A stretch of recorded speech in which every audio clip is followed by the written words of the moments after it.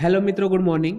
Welcome to my YouTube channel. હું છું રાવલ સાગર. આપ સૌનું સ્વાગત કરું છું મારી યુટ્યુબ ચેનલમાં. તો આજના આપણા લેક્ચરમાં આપણે બેઝિક મેથેમેટિક્સથી એટલે કે 33000001ની અંદર યુનિટ નંબર 5 એટલે કે મેન્સ્યુરેશનમાં આગળ વધવાના છીએ, કે જેની અંદર આજે આપણે area of parallelogram, trapezium or trapezoid and rhombus જોવાના છીએ.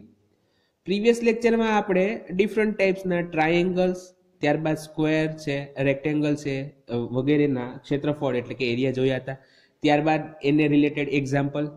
ત્યારબાદ આપણે જોયું હતું કે વર્તુળ એટલે કે સર્કલના એરિયા છે. ત્યારબાદ જે બે કોસેન્ટ્રિક એક કેન્દ્રીય સર્કલ દ્વારા જે રિંગ બને છે એના ક્ષેત્રફળની વાત કરી હતી. અને ત્યારબાદ એના વૃત્તાંશ સેક્ટરથી જે આપણે ક્ષેત્રફળ શોધવાના એક્ઝામ્પલ છે એ જોયા હતા. બરોબર, તો અહીંયા સુધીની વાત પૂરી થાય છે. હવે આપણે એ મેન્સ્યુરેશનની અંદર જે એરિયા સેક્શન છે આપણો, એની અંદર પેરેલેલોગ્રામ એટલે કે સમાંતર બાજુ ચતુષ્કોણ, ટ્રેપેઝિયમ ઓર ટ્રેપેઝોઇડ એટલે કે સમલંબ ચતુષ્કોણ અને રોમ્બસ એટલે કે સમબાજુ ચતુષ્કોણની વાત કરવાના છીએ. બરોબર, એટલે કે એને રિલેટેડ આપણે એક્ઝામ્પલ ગણવાના, કઈ રીતના ગણી શકાય છે એ જોવાના છે. તો સૌપ્રથમ વાત કરીએ આપણે પેરેલેલોગ્રામ એટલે કે સમાંતર બાજુ. તો સમાંતર બાજુ આપણને કઈ રીતના દીધો હોય કે આવી રીતના એક આકૃતિ છે ચતુષ્કોણ, બરોબર છે, જેની અંદર ચાર ખૂણા હોય, એ થઈ ગયો આપણો ચતુષ્કોણ.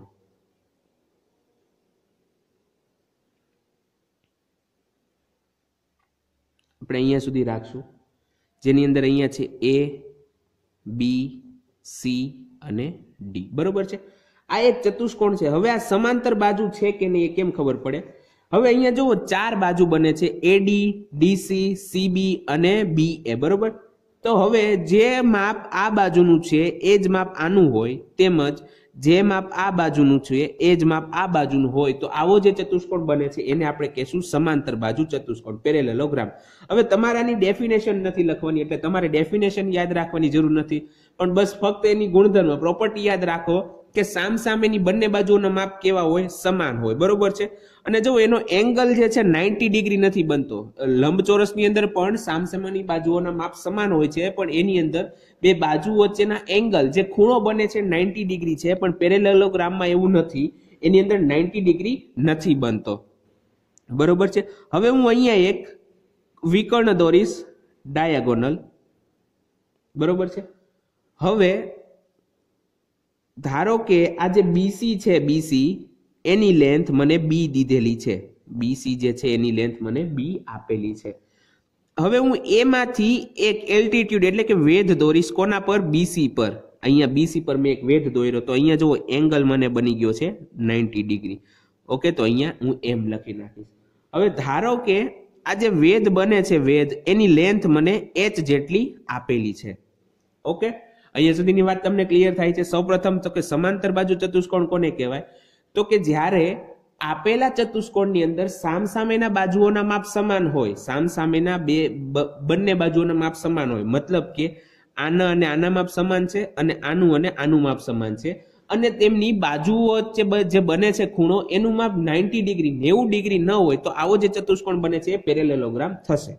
ઓકે, ત્યારબાદ શું કરશું? તો કે ધારો કે અહીંયા જે બીસી છે નીચેની બાજુ, એના મને કોઈ માપ દીધેલું છે બી જેટલું છે. ઓકે, અને મને એક એમાંથી બીસી પર એક વેધ એટલે કે એલ્ટિટ્યુડ દોર્યો છે કે જે છે એએમ, અને એની લંબાઈ કેટલી છે? એચ જેટલી છે. તો હવે અહીંયા વાત થાય કે તો આપેલો જે ચતુષ્કોણ એબીસીડી છે એનું ક્ષેત્રફળ કેટલું થાય? તો એનું ક્ષેત્રફળ આવી રીતના દઈ શકાય કે the area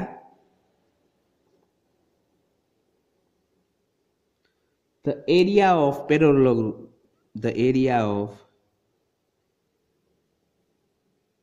parallelogram is the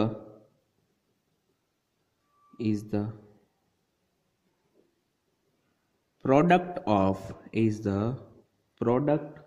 of any of its altitude, and corresponding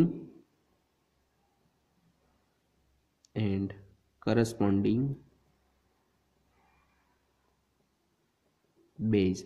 मतलब કે પેરેલેલોગ્રામ સમાંતર બાજુ ચતુષ્કોણનું ક્ષેત્રફળ કઈ રીતના મળે તો કે આપેલા જે ચતુષ્કોણ છે એમાં જે એલ્ટિટ્યુડ જે વેધ બને છે અને વેધને અનુરૂપ જે પાયો છે તો જુઓ અહીંયા એએમ જે છે એ વેધ છે અને એનો પાયો શું થઈ જશે બીસી એનો પાયો થઈ જશે તો એ બંનેનો ગુણાકાર તમે કરી નાખો તો તમને શું મળી જાય તો કે આપેલો જે સમાંતર બાજુ ચતુષ્કોણ છે એનું ક્ષેત્રફળ મળી જાય છે બરોબર છે અહીંયા વાત કરીએ from the figure the area of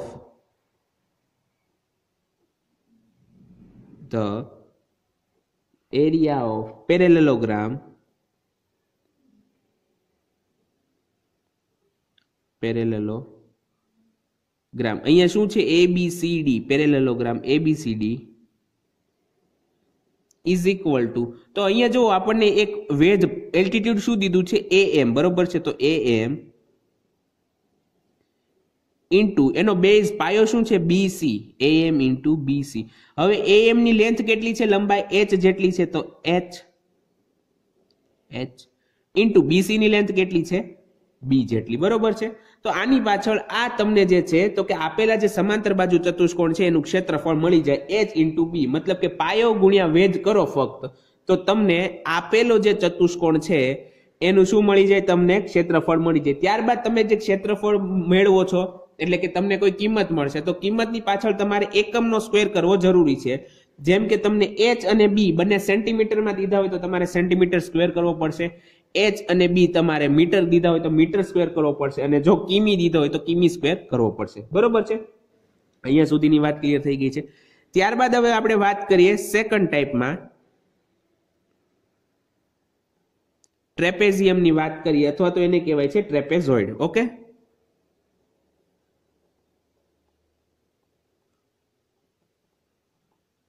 trapezium और ट्रेपेजॉइड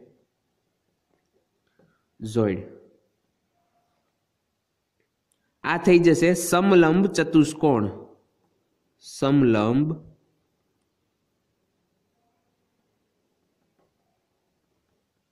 चतुष्कोण बरोबर छे ट्रेपेजियम એટલે કે સમલંબ ચતુષ્કોણ હવે એના માટે સૌપ્રથમ જોવો તો કે આકૃતિ એની કેવી હોય છે તો કે જે ચતુષ્કોણ છે ચતુષ્કોણ એટલે કે જેની અંદર ચાર ખૂણા આવેલા હોય તો અહીંયા દોરી નાખીશ કે ભાઈ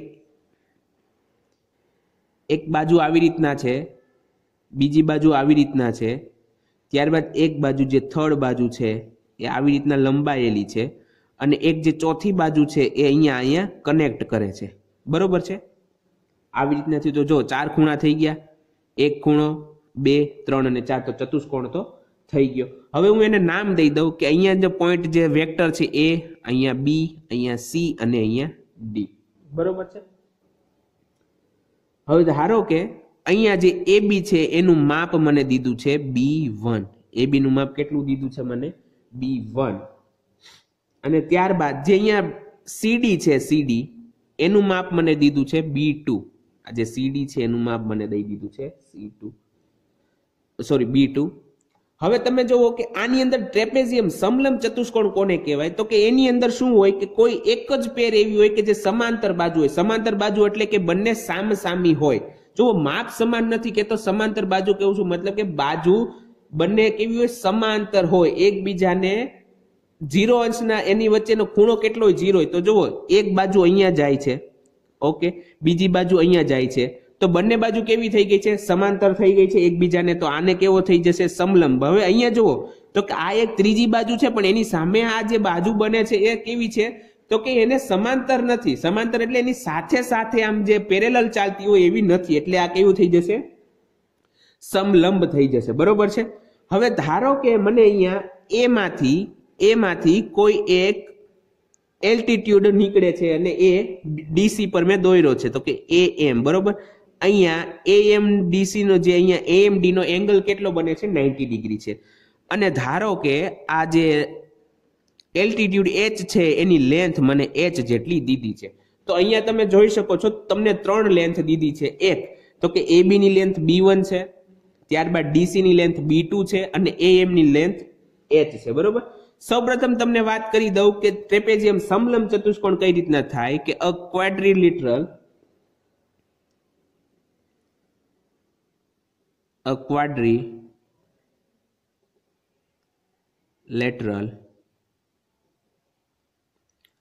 with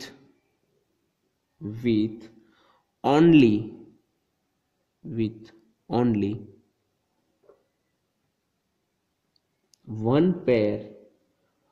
one pair of parallel sides is a trapezium or trapezoid, કોઈ પણ કહી શકો છો, ઓકે, is a trapezium। તો હવે આના માટે કઈ રીતના થઈ શકે છે, આપણને ક્ષેત્રફળ ફાઇન્ડ કરવાનું છે। તો જો અહીંયા બે તમને ખ્યાલ આવી જવો જોઈએ કે ત્રણ માપ દીધા છે, મતલબ કે ત્રણેય માપનો આપણે યુઝ કરવાનો છે। હવે જેમ કે સમાંતર બાજુમાં આપણે શું કરતા હતા કે જસ્ટ પાયો ગુણ્યા વેધ કરતા હતા, બરોબર છે। તો એના બદલે હવે અહીંયા આપણે શું કરવાના છીએ તો કે એનું ક્ષેત્રફળ the area of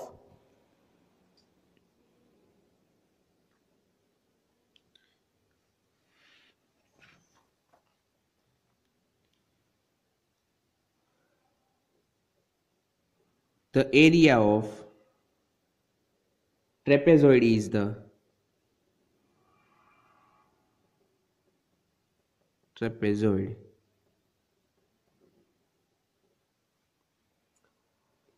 is the average of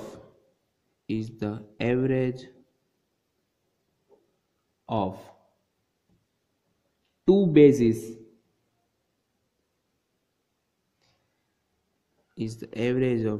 bases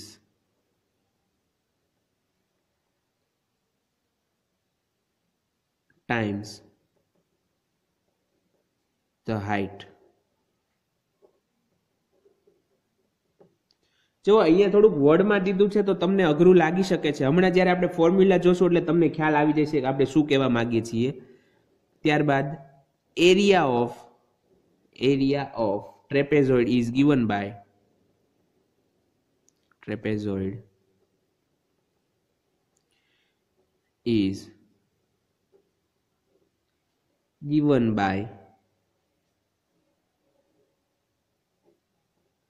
area is equal to B1 plus B2 divided by 2 into H, બરોબર છે। જો શું કરવાનું તમારે કે જે બે બંને બાજુ સમાંતર બાજુ જે બને છે એ બંને બાજુના માપ જે તમને દીધા છે એમનો સરવાળો કરવાનો। જો અહીંયા સમાંતર બાજુ કોણ કોણ બને છે, એક છે AB અને એક છે DC। તો બંનેના માપ શું છે તો કે B1 અને B2। તો બંનેનો સરવાળો કરો તો કે B1 plus B2 તો કે B1 plus B2। હવે એને તમારે બે વડે ડિવાઈડ કરવાના, ડિવાઇડેડ બાય 2 એટલે કે B1 plus B2 divided by 2, બરોબર છે। ઇન્ટુ કરવાનું, ઇન્ટુ શું કરવાનું કે તમને જે એલ્ટિટ્યુડ જે વેધ બને છે, ઓકે, જેની લેન્થ h છે એને વડે મલ્ટીપ્લાય કરવાનું એટલે કે ઇન્ટુ h। તો આવી રીતના તમને જે શું મળી જશે તો કે સમલંબ ચતુષ્કોણ જે છે એનું ક્ષેત્રફળ મળી જશે, બરોબર છે। હવે ત્યારબાદ વાત આવે છે આપણે રોમ્બસ। રોમ્બસ એટલે કે સમબાજુ ચતુષ્કોણ।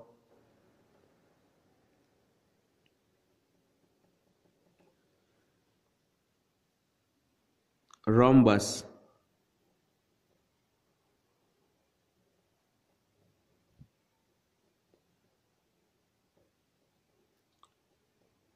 સમબાજુ ચતુષ્કોણ।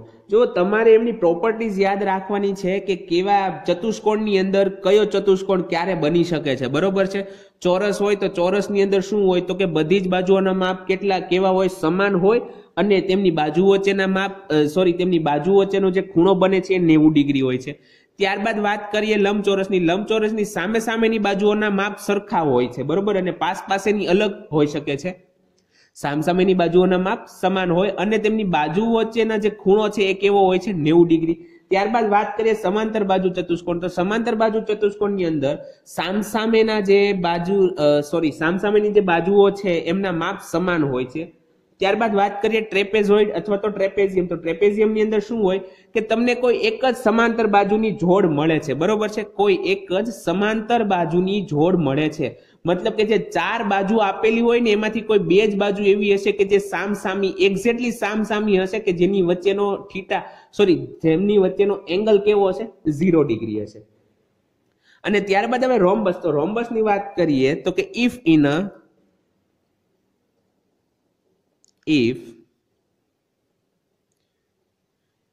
a quadrilateral, if in a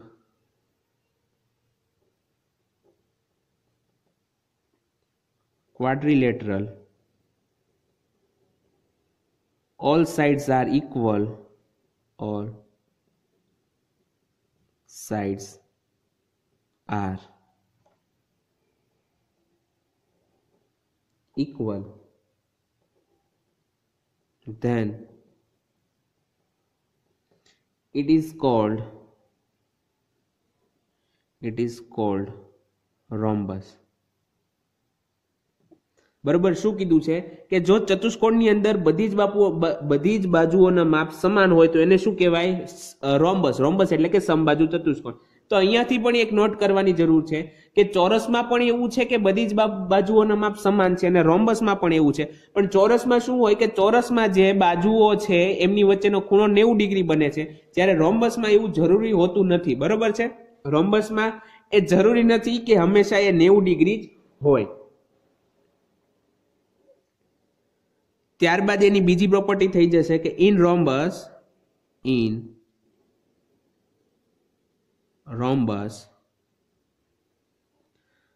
the diagonals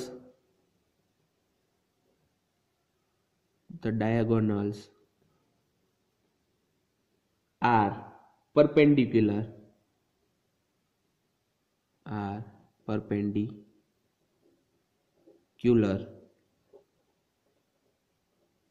to each other. Rhombus ની અંદર શું હોય તો કે જેના ડાયાગોનલ એટલે કે વિકર્ણ એકબીજાને 90 ડિગ્રીએ છેદ કરતા હોય. બરોબર છે. એકબીજાને 90 ડિગ્રીએ છેદે છે એકબીજાને, એટલું યાદ રાખવાનું છે. તો હવે આના માટે શું કરે? આપણે એરિયા ફાઇન્ડ કરવાનો. જે આપણો મેઇન પ્રોબ્લેમ શું છે? મેઇન પ્રોબ્લેમ છે એરિયા ફાઇન્ડ કરવાનો. તો એરિયા કઈ રીતના મળશે કે the area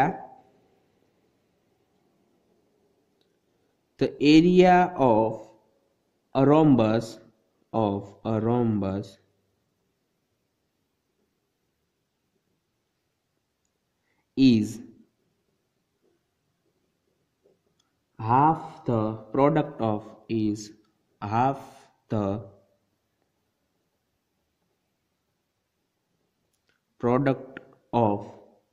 its diagonal.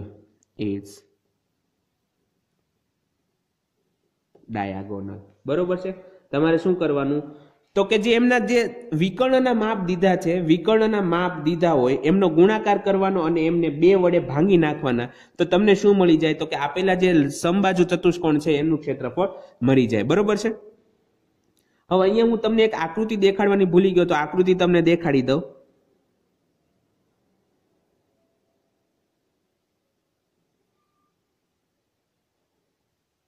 આ જે છે એની આકૃતિ છે ABCD. હવે કીધું એમ કે બધી જ બાજુઓના માપ કેવા છે? સમાન છે. મતલબ કે આના માપ જેટલું છે એટલું જ આટલું છે, એટલું જ આ છે અને એ પણ આનું જ છે. બરોબર. અહીંયાથી આ વિકર્ણ પહેલો નીકળે છે, અહીંયાથી આ બીજો વિકર્ણ નીકળે છે અને અહીંયા જે છે એંગલ કેટલો હોવાનો? 90 ડિગ્રીનો હોવાનો. બરોબર છે. તમે જુઓ આવી રીતના રાખો તો તમને જો ખ્યાલ આવી જશે કે અહીંયાથી જે છે એક્ઝેક્ટલી આ વિકર્ણ જે છે, ઓકે, આ વિકર્ણ એકબીજાને 90 ડિગ્રી જોવો અહીંયા સુધી આવ્યો છે, ત્યારબાદ આમ જાય છે, એક્ઝેક્ટલી કાટકોણ બને છે. બરોબર. તો હવે આનો એરિયા જોઈ લઈએ. હવે અહીંયા વિકર્ણ કોણ કોણ છે? એક AC છે અને એક BD છે. બરોબર છે. The area of rhombus ABCD is given by area is equal to 1/2. શું કીધું તું તો કે half of its product of its diagonal, 1/2 into AC into BD. બરોબર છે. તો આવી રીતના આપણે આનું ક્ષેત્રફળ ફાઇન્ડ કરી શકીએ છીએ. વેર AC and BD are diagonal of